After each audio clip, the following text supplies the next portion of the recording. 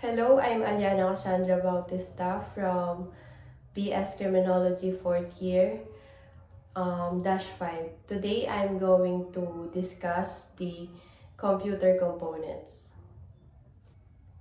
Motherboard. A motherboard is a computer's main circuit board connecting the CPU, RAM, storage, and peripherals for communication and power distribution. Isa ito sa pinaka-importante sa computer system. Isa itong malaking circuit board kung saan nakalagay ang lahat ng PC hardware component ng isang computer. Central Processing Unit or CPU is a computer's brain executing instructions, processing data, and managing tasks for system operation and performance.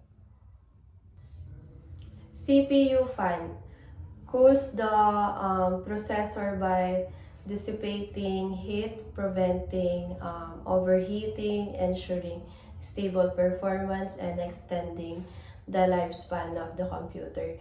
Ito naman para maiwasan yung overheat ng isang CPU.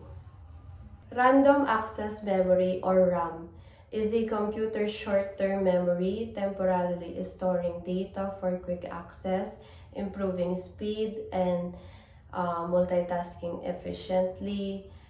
Kung madami kang nagamit na application sa phone, kailangan mo itong i-exit yung mga nagamit mo para yung ibang app para iwas lag yung phone or kahit anumang gadget.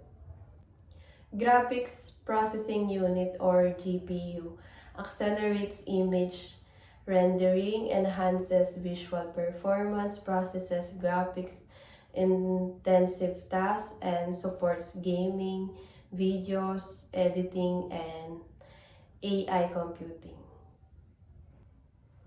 Power supply. A power supply converts electrical energy into usable voltage. Nakakapag-distribute siya ng power sa computer components para ma-ensure yung stability and preventing hardware damage. Hard disk drive stores data permanently gamit ang magnetic platters to save and retrieve files. PC case protects computer components na nagpro-provide ng airflow for cooling, manages cables, and supports hardware installation and customization.